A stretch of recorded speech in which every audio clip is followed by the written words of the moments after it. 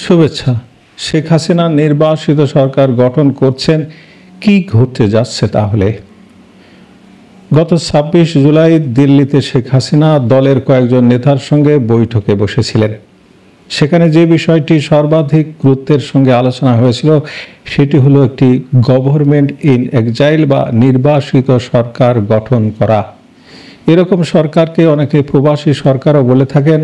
আর কোনো বৈধ সরকারকে বিতাড়িত করে যখন দেশের শাসন ক্ষমতা অবৈধভাবে অন্য কেউ দখল করে নেয় এবং তার ফলে বৈধ শাসককে দেশ ত্যাগ করে অন্য দেশে চলে যেতে হয় এবং সেই অবস্থায় নির্বাসিত হয়ে যদি তিনি সরকার গঠন করেন, সেই সরকারকে বলা হয় গভর্নমেন্ট ইন এক্সাইল বা নির্বাসিত সরকার। পৃথিবীর বহু দেশে নির্বাসিত সরকার ইতিপূর্বে গঠিত হয়েছে। সেই সরকার লড়াই করে ক্ষমতা ফিরেও পেয়েছে। ৭১-এ ভারতে প্রবাসী সরকার গঠন করেন আওয়ামী লীগ নেতৃবৃন্দ। সেই সরকারকে সর্বোচ্চভাবে সমর্থন দিয়েছিল ভারত সরকার, অর্থ দিয়ে, আবাসন দিয়ে, খাদ্য দিয়ে, আশ্রয় দিয়ে এবং সবশেষে সামরিক সাহায্য করেছিল। সামরিক সাহায্য তাদেরকে দিয়েছিল, যার ফলশ্রুতিতে পাকিস্তানের পরাজয় ও স্বাধীন বাংলাদেশের জন্ম হয়। শেখ হাসিনা নির্বাসিত সরকার গঠন করতে দেরি করছেন। দেশ গৃহযুদ্ধে জড়িয়ে পড়বে সেটা তিনি চান না, তাই তিনি অপেক্ষা করছেন।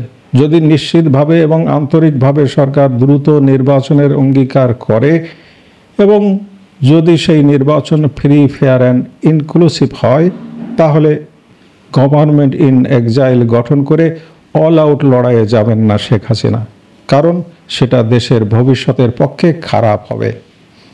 ভারতে থেকে নির্বাসিত সরকার গঠন করলে নিশ্চিতভাবে সামরিক সাহায্য শেখ হাসিনাকে দেবে ভারত, সেই ৭১-এর মতো। আর এই সম্ভাবনা দেখে ভয় পাচ্ছেন মোহাম্মদ ইউনূস এবং ওয়াকারুজ্জামান।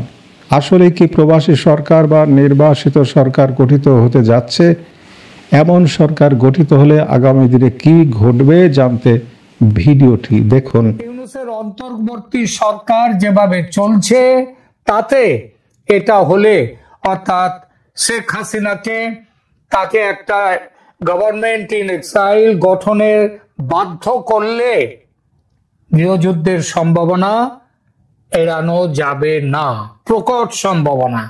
আমার মনে হয় শেখ হাসিনা নির্বাসিত সরকার গঠন করতে দেরি করছেন। এই দেরি করার কারণ তিনি ভালোভাবেই জানেন যে এটা গঠিত হলে দেশ গৃহযুদ্ধে জড়িয়ে পড়বে, যেটা তিনি চান না। তাই তিনি অপেক্ষা করছেন। যদি নিশ্চিতভাবে এবং আন্তরিকভাবে সরকার দ্রুত নির্বাচনের অঙ্গীকার করে, যদি সেই নির্বাচন ফ্রি, ফেয়ার অ্যান্ড ইনক্লুসিভ হয়, তাহলে গভর্নমেন্ট ইন এক্সাইল গঠন করে অল আউট লড়াইয়ে যাবেন না শেখ হাসিনা, কারণ সেটা দেশের ভবিষ্যতের পক্ষে খারাপ হবে। এটা আগেই বলেছি। ভারতে থেকে নির্বাসিত সরকার গঠন করলে নিশ্চিতভাবে সামরিক সাহায্য শেখ হাসিনাকে দেবে ভারত, সেই ৭১-এর মতো। আর এই সম্ভাবনা দেখে ভয়ে কাঁপতে শুরু করেছেন মিয়া ইউনূস এবং ওয়াকারুজ্জামান।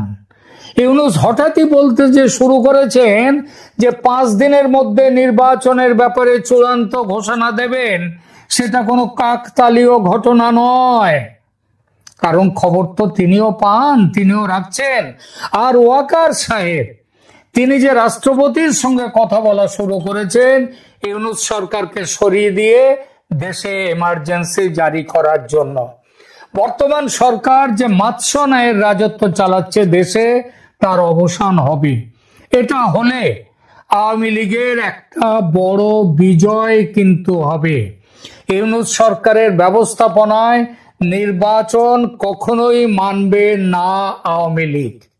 জোর খবর একটা চলছে যে বাংলাদেশ থেকে পালাবার জন্য ইউনূস এবং তার উপদেষ্টা পরিষদ ভীষণভাবে সক্রিয় হয়ে উঠেছে। এমন খবরও আসছে যে পাকিস্তানি বিমান বাংলাদেশে এসে ঘাঁটি গেড়ে আছে। যে কোনো মুহূর্তে এই ইউনূসকে এবং উপদেষ্টাদেরকে নিয়ে পাকিস্তানে উড়ে যেতে পারে। যদি দেখা যায় সেটা হচ্ছে না, তাহলে তাহলে কিন্তু শেখ হাসিনা তিনি যে পথে যাওয়ার কথা, আমি যে কথা বলেছি 26 তারিখের ওই গভর্নমেন্ট ইন এক্সাইল তৈরি করা, সেটার পথে কিন্তু তিনি চলে যাবেন। এজন্য 2 মাস 6 মাস আর অপেক্ষা করবেন না তিনি, যা হওয়ার এই আগস্টেই হবে। এমনকি এটাও শুনতে পাচ্ছি আগস্ট, পুরো আগস্ট নয়, আগস্টের 15 তারিখের আগে, 4-5 তারিখ থেকে শুরু করে 15 তারিখের আগেই বাংলাদেশে বর্তমান শাসনের কিছু আমূল পরিবর্তন হবে। এটা হলে দেশ গৃহযুদ্ধের বড় বিপর্যয় থেকে রক্ষা পাবে। আর যদি সেনাপ্রধান ওয়াকারুজ্জামান তার বেঈমানির খেলায় লিপ্ত থাকেন, তিনি তো যখন যার কাছে যান তখন তার মতো করে নিজের চেহারাটাকে দেখান, তিনি যেটা চান তার মতো করে দেখান।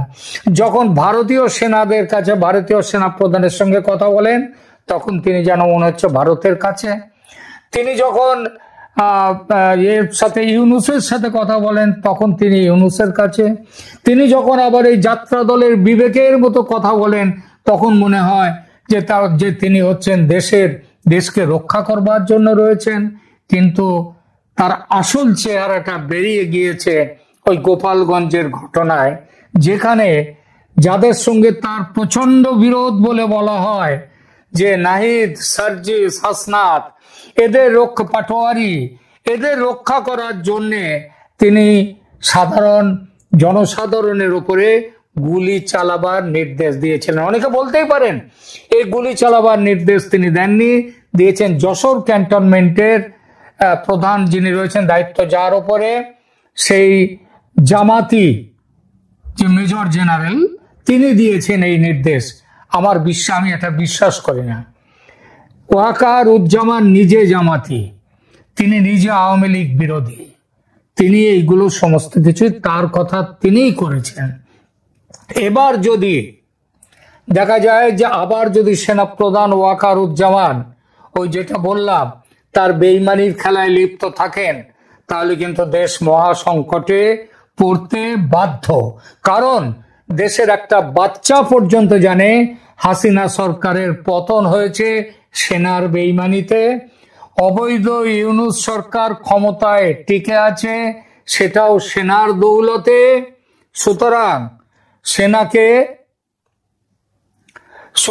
সেনাকে এবার নির্ণায়ক কোনো ব্যবস্থা নিতেই হবে, এবং সেটা করলেই কিন্তু বাংলাদেশ বাঁচবে। নইলে কিন্তু বাংলাদেশের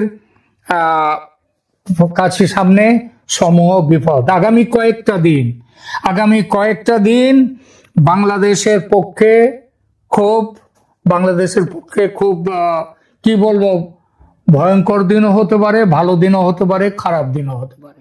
অনেক অনেক ভালো থাকুন, ধন্যবাদ।